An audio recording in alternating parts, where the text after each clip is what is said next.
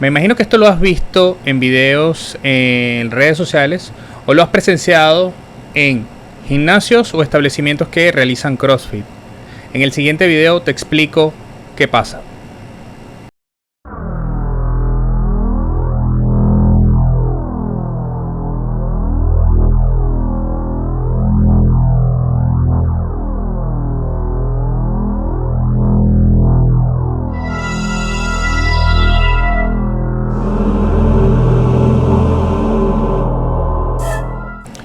¿Cómo están, amigos? Lo que acabamos de ver en el intro se ha vuelto muy común. Lo hemos visto muchísimo en redes sociales, en videos que se han hecho virales. Y si no se ha visto en video, algunos lo hemos presenciado tanto en gimnasios como en establecimientos donde se hace CrossFit. Este simplemente yo lo llamo efecto Valsalva. Esto no está descrito así, pero yo le digo efecto Valsalva porque es derivado de una maniobra que fue descrita en 1704 por el médico italiano José María Valsalva. ¿Qué es esto?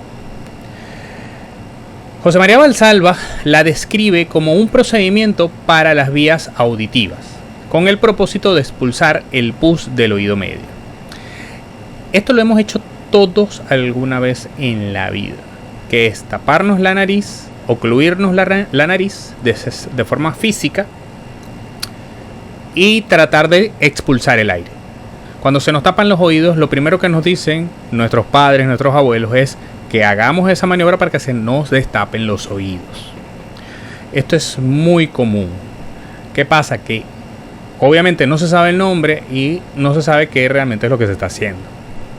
Con el pasar de los años, la medicina le ha encontrado muchas utilidades a esta maniobra, sobre todo en el diagnóstico de patologías cardiovasculares. Una herramienta muy buena para el diagnóstico de cualquier patología cardiovascular. ¿Para qué explico esto y digo todo esto?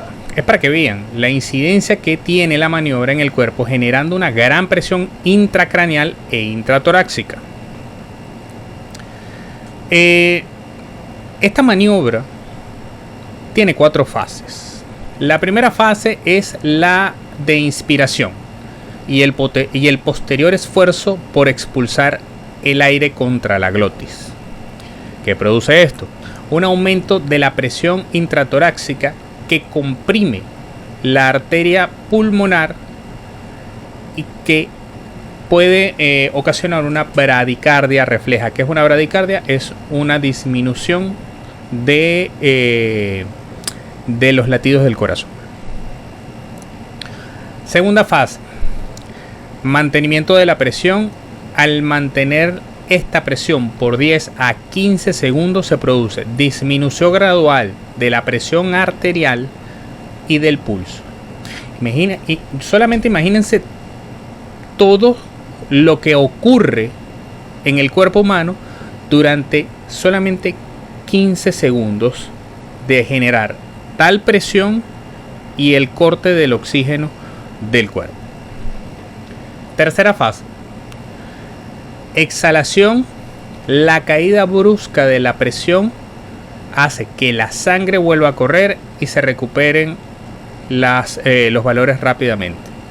¿Qué pasa? Que cuando ya tú sueltas, automáticamente todo vuelve a fluir y automáticamente ya pasó todo. La cuarta fase es la de la sobreestimulación. Es básicamente la tercera fase donde todo se recupera, pero donde obviamente para el cuerpo, para automáticamente recuperarse más rápido, genera una taquicardia, empieza a bombear más sangre de lo normal para que la sangre llegue a todos lados, porque él sabe que hubo un corte de sangre, de circulación. ¿Qué pasa en este momento? Cuando la persona, el atleta, está levantando el peso, por lo general corta la respiración e involuntariamente, por el esfuerzo físico, la presión intratorácica e intracraneal es tan fuerte, pero tan fuerte, que automáticamente se genera ese apagón. O sea, se le apaga la luz a la gente. Automáticamente hay un corte de comunicación entre el cerebro y el resto del cuerpo por falta de irrigación y por falta de oxigenación. El cerebro entra automáticamente en modo de emergencia y ¡boom! Se corta todo totalmente la electricidad del cuerpo. Y ahí es cuando vemos que la persona se desvanece. No se desmaya porque no pierde completamente el conocimiento. Mucha gente dice, no, pero es que es simplemente un desmayo. No, no es un desmayo. Es un desvanecimiento porque automáticamente cuando hay tanta presión, que se corta la circulación de la sangre y se corta la oxigenación del cerebro, el cerebro dice, hasta aquí, para. Esa es la manera del cerebro decirte, para, hasta aquí llegamos.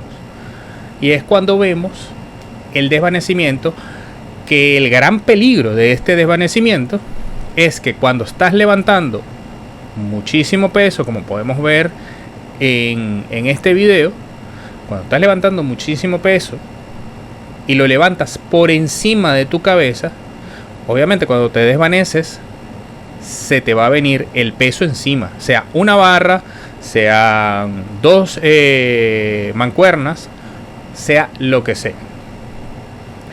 Cuando termines de levantar el peso, se te va a venir abajo y eso puede ocasionar cualquier cantidad de lesiones. He visto gente que se ha salvado por muy poquito de que le caiga la barra cerca de la cabeza, los discos cerca de la cabeza, las mancuernas cerca de la cabeza. O sea, esto puede terminar en un traumatismo cráneoencefálico si la mancuerna te cae de una altura más o menos considerable. Con esto hay que tener mucho cuidado.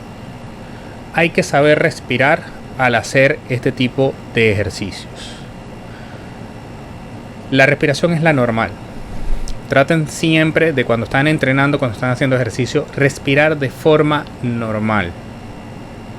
Acompañen la respiración con los movimientos. No corten nunca la respiración. Nunca. Porque te puede generar este efecto. Y después las consecuencias pueden ser mayores. Por lo general, esto no le pasa a todo el mundo, ni obviamente te va a pasar con una mancuernita de 2.5 libras. Esto es cuando se exagera con el peso y cuando la presión intracraneal e intratorácica llegan a niveles de cortocircuito. Muchas veces pasa, y por lo general esto le pasa a las personas con una tensión arterial baja. Los que genéticamente o los que médicamente puedan tener una tensión arterial baja tienen mucha más predisposición a que el efecto Valsalva les ocurra en cualquier momento cuando estén haciendo una actividad física de peso.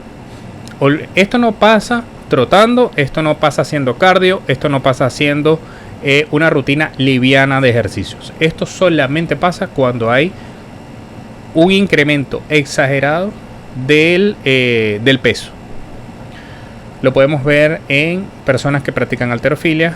Personas, últimamente se ha vuelto muy popular, sobre todo con esta moda del CrossFit, que el peso muerto tienen que creo que el récord mundial ahorita está en 600 y pico de kilos por un tipo que eso a él si le ha pasado esto nunca lo ha dicho.